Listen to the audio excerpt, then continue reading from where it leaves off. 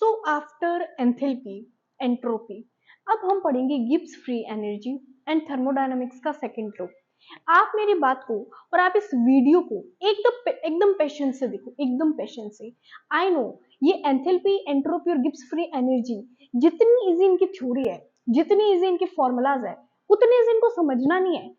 मैं ये नहीं कह रही कि ये तो बहुत डिफिकल्ट है, इनको हम समझ नहीं सकते, पढ़ नहीं सकते। ऑफ कोर्स समझ सकते हैं, ऑफ कोर्स पढ़ सकते हैं, बट इसमें है ना कहीं ना कहीं दिमाग में कंफ्यूजन रहती है कि भाई एंथैल्पी क्या कह रहा था, एंट्रोपी क्या कह रहा था और गिब्स फ्री एनर्जी क्या कह रहा है। देखो, जब कोई लॉ, जब कोई थ्योरी, जब कोई बात, जब कोई स्टेटमेंट, जब कोई कंसेप्ट फेल होता है या उसमें कोई कमी होती है, तब भी दूसरा कंसेप्ट आता है। ये बात हमेशा याद रखना। आपने स्ट्रक्चर ऑफ एटम में देखी थी, आपने केमिकल बॉन्ड में देखी, आपने एलिमेंट की स्टडी की उसमें देखा, आपने फर्स्ट चैप्टर स्टडी किया उसमें देखा, देख के आए हो कि यहाँ पे कोई ना कोई चीज गलत हो रही है, तो उस गलत चीज को सही करने के लिए दूसरा स्टेटमेंट आ रहा है, दूसरा लॉ आ रहा है, दूसरी थ्योरी आ रही है, जो भी आप कहो अपनी लैंग्वेज में। अब मैं क्या कहना चाहती हूँ, मैं क्या समझाना क्या चाहती हूँ, देखो एंथैल्पी क्या कह रही थी, ध्यान से सुनो। एंथैल्पी क्या कह रही थी, एंथैल्पी कह रही थी कि जो हमारा नेचर है ना वो आलसी है। हमारा नेचर क्या है, आलसी है। हमारा नेचर चाहता है कि उसके अंदर जो एनर्जी है वो निकाल दे, रिलीज कर दे। एनर्जी निकाल दी, एनर्जी कम होगी, और खुद वो रिलीज करके स्टेबल होना चाहता था। अब आप कहोगे, देखो आप एंथैल्पी पढ़ के आए हो, मैं उम्मीद करूंगी कि जो बच्चा गिब्स फ्री एनर्जी पढ़ने आया वो एंथैल्पी तो पढ़ के आया होगा। तो हमने एक एग्जांपल समझा था एंथैल्पी में। हमने ये देखा था कि जैसे मान लो एक चाय का कप है, वो चाय का कप गर्म है, लेकिन वो 15 मिनट बाद ठंडा हो जाएगा। क्यों? क्योंकि उसने अपने अंदर की एनर्जी निकाल दी। यानी आप प्रोसेस कौन सा होगा, एक्सोथर्मिक। क्यों निकाल दी? क्योंकि नेचर आलसी है भाई। जो साइंटिस्ट स्टडी कर रहे थे उन्होंने कहा यहाँ पे नेचर आलसी और यहाँ पे रिएक्शन होगी एक्सोथर्मिक। और ये चाय क्या चाहेगी कि मैं मेरी एनर्जी कम कर लूं और स्टेबल हो जाऊं। स्टेबल कब होगी चाय? जब उसके पार्टिकल्स एकदम गरम होंगे तब, जब एकदम ठंडे होंगे तब नहीं। रूम टेम्परेचर, नॉर्मल टेम्परेचर, जो हमारे सराउंडिंग का टेम्परेचर, जो हमारे सराउंडिंग का प्रेशर है, उस पे होंगे। ये कह रही थी एंथैल्पी। उसके बाद एंथैल्पी क्या नहीं समझा पाई, एंथैल्पी क्या नहीं समझा पाई, एंथैल्पी ये नहीं समझा पा रही, ये नहीं समझा पाई कि रिएक्शन एक्सोथर्मिक और एंडोथर्मिक कब कब होगी। मतलब देखो, एंथैल्पी मैं ये नहीं कह रही कि बिल्कुल बिल्कुल नहीं बता पाई। एंथैल्पी समझा रही थी कि रिएक्शन एक्सोथर्मिक कब होगा, एंडोथर्मिक कब होगा। एक्सोथर्मिक हीट रिलीज कर रहा है, एंडोथर्मिक हीट एब्जॉर्ब कर रहा है। फिर आई एंट्रोपी। मैं ये नहीं कह रही, फिर से बोल देती हूँ कि एंथैल्पी समझा नहीं पाई एक्सोथर्मिक एंडोथर्मिक के बारे में, बट कुछ कुछ एक्सेप्शन, कुछ कुछ पॉइंट्स आ रहे थे जिनमें एंथैल्पी थोड़ा फेल हो गई थी। उसके बाद आई एंट्रोपी। एंट्रोपी ने कहा, एंट्रोपी ने तो बहुत कमाल की बात बोल दी। एंट्रोपी ने तो नेचर की एकदम बेइज्जती कर दी। एंट्रोपी ने कहा कि जो नेचर है ना, इसको बिखरना पसंद है, इसको गंदगी पसंद है, इसको डिसऑर्डरनेस पसंद है। और जो हमारा संसार है, ये आने वाले टाइम में और अब कंटिन्यूअसली, मतलब जो कंटिन्यूअसली क्या हो रहा है, रैंडमनेस और डिसऑर्डरनेस की डिग्री बढ़ती जा रही है। मतलब हमारा जो नेचर, हमारा जो यूनिवर्स है, वो कंटिन्यूअसली रैंडम और डिसऑर्डरनेस के ऑर्डर में बढ़ता जा रहा है, यानी वो बिखरता जा रहा है। हाँ, ये बात तो सच है, एंट्रोपी ये बात बिल्कुल सही बोल रही है। तो एंट्रोपी ने ये कहा कि जब आप कोई सिस्टम की स्टडी करते हो तो वो सिस्टम चाहेगा कि मैं आलसी के साथ साथ बिखर जाऊं, मैं रैंडमली कहीं पे भी बिखर जाऊं। अब आप कहोगे, फॉर एग्जांपल आप स्प्रे की बोतल का ले लो। आप जब परफ्यूम को स्प्रे करते हो या अगरबत्ती की खुशबू होती है, वो पूरे घर में फैल जाती है, यानी उसके पार्टिकल क्या होंगे, पूरे घर में फैल गए। यहाँ पे एंट्रोपी बढ़ेगी। आप एक गिलास पानी गर्म करो, कोई जरूरी नहीं एक गिलास से करो, जितना अच्छा लगे उतना करो। बेसिकली नॉर्मली हम ये एग्जाम्पल लेते हैं। तो आप पानी गर्म करो तो पानी की काइनेटिक एनर्जी बढ़ गई, मॉलिक्यूल्स इधर उधर भाग दौड़ करेंगे, एक जगह टिक के रहेंगे, आपको लगता नहीं रहेंगे। तो उस टाइम क्या हो गया, टेम्परेचर बढ़ाने से क्या होगी, एंट्रोपी बढ़ गई। अब एंट्रोपी एंट्रोपी एंट्रोपी ऐसा क्या नहीं समझा पाई, एंट्रोपी स्पॉन्टेनिटी नॉन स्पॉन्टेनिटी को नहीं समझा पाई। क्यों नहीं समझा पाई? स्पॉन्टेनिटी जो प्रोसेस अपने आप होता है, नॉन स्पॉन्टेनिटी जो हमें खुद को करना पड़ता है। क्यों नहीं समझा पाई? देखो, एंट्रोपी का लॉ ये कहता था, एंट्रोपी का लॉ ये कहता था कि अगर कोई काम स्पॉन्टेनियस हो रहा है, अगर कोई काम स्पॉन्टेनियस हो रहा है तो उसमें एनर्जी बढ़ेगी। अगर कोई काम स्पॉन्टेनियस हो रहा है तो उसकी एनर्जी बढ़ेगी। अगर कोई काम नॉन स्पॉन्टेनियस हो तो उसकी एनर्जी कम होगी। जैसे मान लो हमारा रूम है, वो पूरी तरीके से बिखरा हुआ पड़ा है, पूरी तरीके से क्या बिखरा हुआ पड़ा है, तो वहां पे लॉ के अकॉर्डिंग, वहां पे लॉ के अकॉर्डिंग क्या होगा, वहां पे लॉ के अकॉर्डिंग ये होगा कि, सॉरी, देखो मान लो हमारा रूम है, वो पूरी तरीके से बिखरा हुआ पड़ा है, तो वहां पे एंट्रोपी लॉ के अकॉर्डिंग क्या होगी, ये जो बिखराव है, एंट्रोपी बढ़ गई, बिखराव एंट्रोपी बढ़ गई। लेकिन अब हम उसको सही करेंगे, एंट्रोपी कम होगी। अब आप सोचो ये क्या हम पढ़ रहे हैं, रूम का एग्जांपल ले रहे हैं, हम सही कर रहे हैं। थोड़ा पेशेंस से समझते रहो। एंट्रोपी ये कहती है कि जैसे रूम का बिखरना, अगर रूम बिखर गया एंट्रोपी बढ़ गई। अब एंट्रोपी किस चीज की बढ़ी है, हम एंट्रोपी देख किस चीज की रहे हैं, हम एंट्रोपी देखते हैं ओनली फॉर सिस्टम की, ओनली फॉर सिस्टम की देखते हैं। पता थर्मोडायनामिक्स का सेकंड लॉ एंट्रोपी के बारे में क्या कहता है, देखो the total energy change of the total energy change of the universe for any spontaneous process is positive। यानी स्पॉन्टेनियस प्रोसेस के लिए हमारे टोटल यूनिवर्स की एंट्रोपी वो पॉजिटिव होगी, और जो हमारा टोटल यूनिवर्स की एंट्रोपी है वो सम है हमारे सिस्टम का और सराउंडिंग की एनर्जी का। क्या कहना चाहते हो, मतलब क्या है? मतलब इसने ये कहा था कि जो एंट्रोपी है वो पूरे यूनिवर्स की इंक्रीज होगी। सिस्टम प्लस सराउंडिंग मिलके क्या बनाते हैं, यूनिवर्स बनाते हैं। तो पूरे सिस्टम और सराउंडिंग की मिलके एनर्जी क्या होगी, एंट्रोपी क्या होगी, इंक्रीज होगी। ये एस क्या है, एस से एंट्रोपी को हम डिनोट करते हैं। अब है ना, यहाँ पे साइंटिस्ट मतलब ये दिमाग लगा रहे थे कि जो सेकेंड लॉ है ना वो एंट्रोपी से थोड़ा उल्टा बोल रहा है, क्योंकि हम तो एंट्रोपी सिर्फ सिस्टम के देख रहे हैं। मान लो आप एक गिलास पानी गर्म कर रहे हो, आप रूम को देख रहे हो, रूम बिखरा हुआ पड़ा है, एंट्रोपी बढ़ गई। मान लो पानी गर्म कर रहे हो, पानी में नंबर ऑफ जो हीट बढ़ाओगे, नंबर ऑफ मॉलिक्यूल्स की काइनेटिक एनर्जी बढ़ जाएगी, इधर उधर भाग दौड़ करेंगे, एंट्रोपी बढ़ गई। तो हम तो सिर्फ सिस्टम की बात कर रहे हैं। आप लैब में खड़े हो, रिएक्शन कर रहे हो, रिएक्शन को मान लो गैसेस को आपस में मिला रहे हो, रिएक्शन के मॉलिक्यूल्स आपस में मिला रहे हो, कंपाउंड बना रहे हो, तो वहां एक तरीके का गैसेस मिल रही है, लिक्विड मिल रही है, सॉलिड मिल रहे हैं, तो एंट्रोपी तो बढ़ रही है। लेकिन साइंटिस्ट ने कहा कि हम तो सिर्फ रिएक्शन देख रहे हैं, आई मीन सिर्फ सिस्टम देख रहे हैं, हम सराउंडिंग को नहीं देख रहे। लेकिन लॉ क्या कहता है कि सिस्टम प्लस सराउंडिंग दोनों मिलकर यूनिवर्स बनाते, पूरी यूनिवर्स की एंट्रोपी स्पॉन्टेनियस प्रोसेस में इंक्रीज होनी चाहिए। ये बात कही थी एंट्रोपी एंट्रोपी ने, ठीक है। तो एंट्रोपी ऑल टोटली समझा क्या नहीं पाई कि गिब्स फ्री एनर्जी को आना पड़ा। एंट्रोपी स्पॉन्टेनिटी नॉन स्पॉन्टेनिटी को नहीं समझा पाई थी।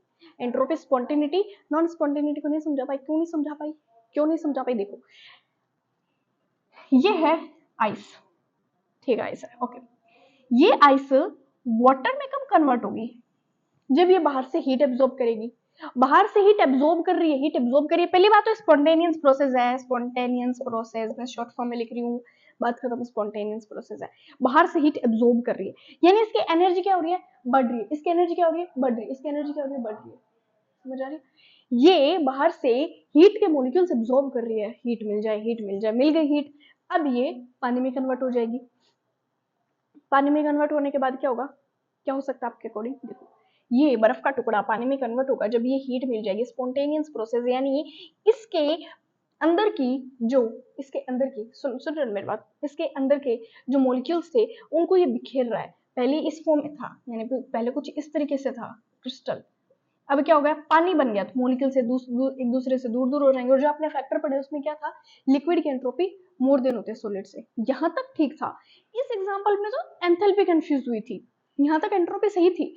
फिर एक ऐसा टाइम आया जब हम चाह रहे थे कि हमने पानी को 0 डिग्री सेल्सियस पे रख दिया, हमने पानी को 0 डिग्री सेल्सियस पे रख दिया।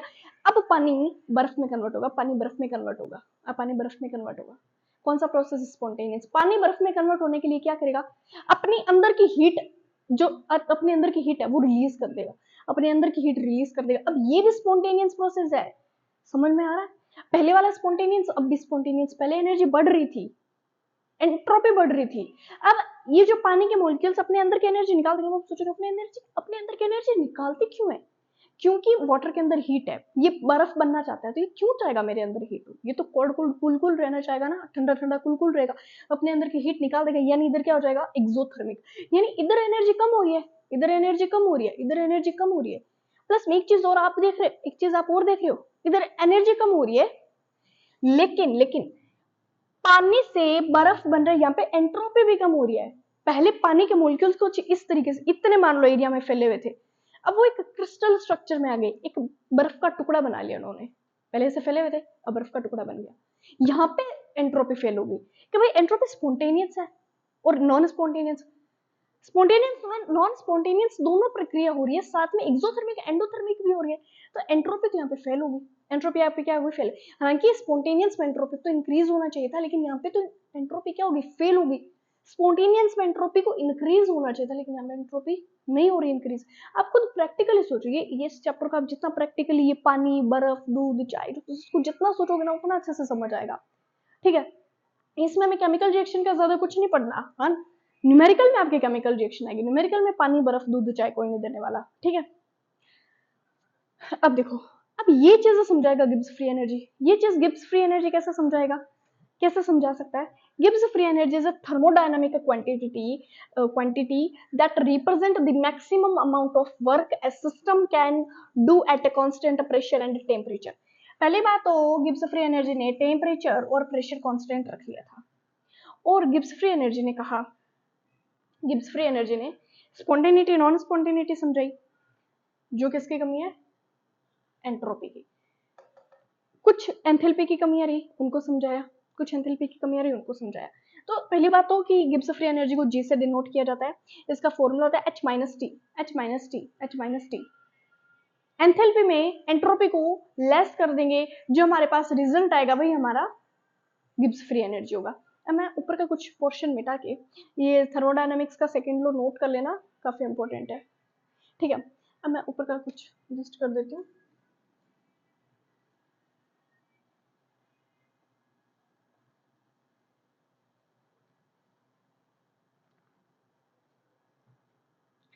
डेल जी अगर पॉजिटिव आया,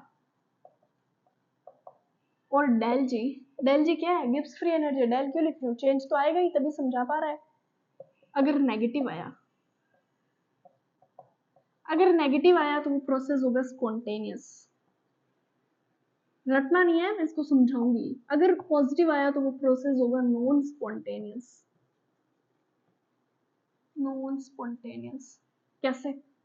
पहले मैं आपको ये समझा दूं। ठीक है, ये मान लो एक पहाड़ है, ये एक पहाड़ है, पहाड़ी रास्ता, पहाड़ी रास्ता, और ये यहाँ पे एक पत्थर रखा है। अब ये पत्थर, अब ये पत्थर नीचे आएगा। ठीक है, मान लो लुढ़कता हुआ नीचे आ गया, इसने क्या किया? स्पॉन्टेनियस हुआ है, ऑफ कोर्स बात है, स्पॉन्टेनियस हुआ है। और नीचे आके, मैंने इससे पहले वाले भी बहुत बार ये एग्जांपल यूज किया, नीचे आके इसने अपनी काइनेटिक एनर्जी, पोटेंशियल एनर्जी दोनों को जीरो कर लिया, यानी अपने अंदर की एनर्जी क्या कर दी? रिलीज कर दी। स्पॉन्टेनियस हो रहा है, अपने अंदर की एनर्जी रिलीज कर दी, यानी एनर्जी तो निकाल दी। क्या होगा, क्या होगा? डेल जी होगा हमारा नेगेटिव। जब भी आपको देखने को मिले ना गिब्स फ्री एनर्जी नेगेटिव आ रहा है, इसका मतलब वो प्रोसेस के स्पॉन्टेनियस है, वो प्रोसेस के स्पॉन्टेनियस है, और उसको अपने अंदर की एनर्जी निकाल रहा है। ऐसे आप बहुत सारे एग्जांपल समझ सकते हो, मैं सिर्फ एक मेरे को ये सुटेबल लग रहा है इसलिए बता रही हूँ। डेल जी पॉजिटिव कब होगा? मान लो इस पत्थर को, मान लो इस पत्थर को मेरे को इस पॉइंट तक लेके जाना है, मेरे को इधर लेके जाना है। अब मैं इस पत्थर को जब ऊपर की ओर लेके जाऊंगी, जब ऊपर की ओर लेके जाऊंगी, आपको क्या लगता है अपने आप चला जाएगा? मतलब कोई चीज ऊपर से नीचे तो आती है, नीचे से ऊपर अपने आप कैसे जाएगी? उसके लिए हमें क्या करना पड़ता है? एक्सटर्नल फोर्स, एक्सटर्नल वर्क लगाना पड़ता है। मेरी बात आए समझ? अब हम जब इसको ऊपर लेके जाएंगे तो पहली बात ये नॉन स्पॉन्टेनियस होगा, और हमें इसको एनर्जी देनी पड़ेगी, work on the system, on the system, या था बाय द सिस्टम या ऑन द सिस्टम। तो यहाँ पे क्या हो जाएगी? डेल जी आ जाएगा पॉजिटिव। और डेल जी नेगेटिव भी तो जीरो भी तो आ सकता है, जीरो भी तो आ सकता है। देखो, या तो कोई चीज होती है पॉजिटिव, नेगेटिव या जीरो। इंटीजर, इंटीजर जो पढ़ के आए हो। जीरो पता है कब होगी? जब हमारी सिचुएशन इक्विलिब्रियम में होगी, न्यू टर्म्स आ रही। अब इक्विलिब्रियम क्या होता है? इक्विलिब्रियम, इक्विलिब्रियम एक ऐसी कंडीशन होती है जहां पे जहां पे हमारा जो हमारा सिस्टम है वो इक्वल हो जाता है, इक्विलिब्रियम स्टेट में जाता है। आप पार्क गए होंगे, कहीं पे भी सी सो वाला झूला देखा है? देखो, सी सो वाला झूला देखा है ना, सी सो वाला झूला देखा है, देखा है।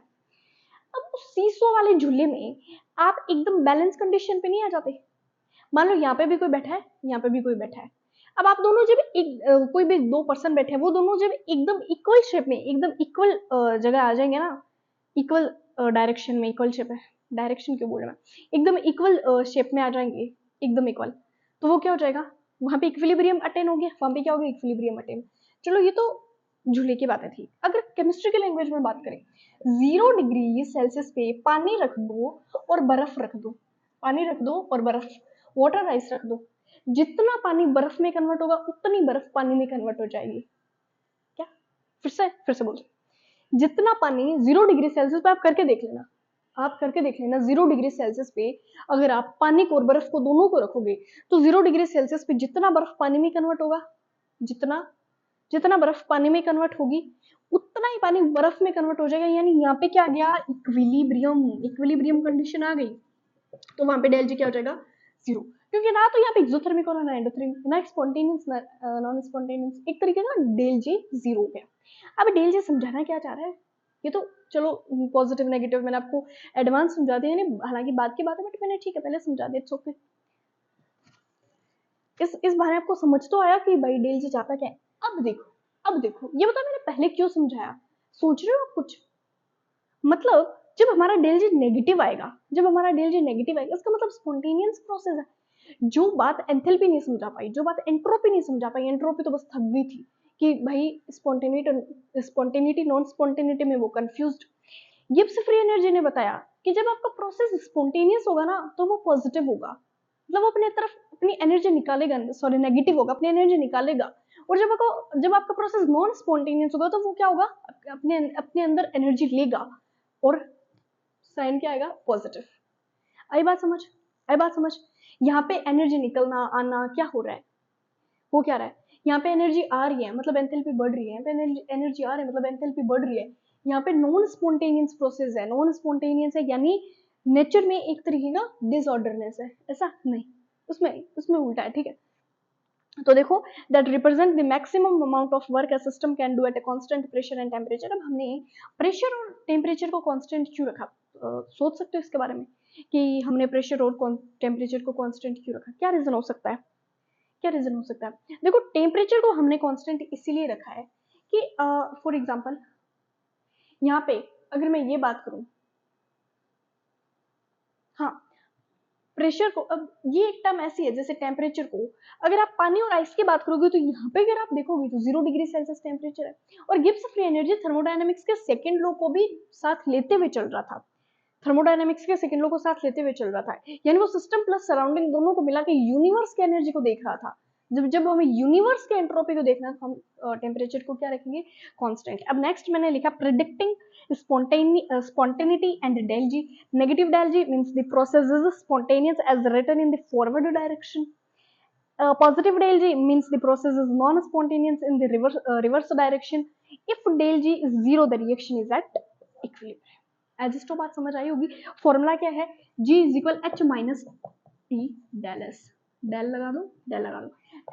एंथैल्पी में कोई ना कोई चेंज आएगा, या बढ़ेगी या कम होगी, या बढ़ेगी या कम होगी, या बढ़ेगी या कम होगी, चेंज आया। अब इन दोनों में चेंज आएगा तो ऑफकोर्स बात है भाई गिब्स फ्री में तो आएगी। और आप किसी भी सिस्टम का ना तो एग्जैक्ट इंटरनल एनर्जी निकाल सकते, ना ही एग्जैक्ट एंट्रोपी निकाल सकते, ना ही एग्जैक्ट एंथैल्पी, आप सिर्फ उसका चेंज देख सकते हो, इसलिए हम बार बार del del del del use कर रहे हैं। यहाँ पे टेम्परेचर कांस्टेंट है डेल एस, एंट्रोपी में भी कोई ना कोई चेंज आएगा ही। आई बात समझ।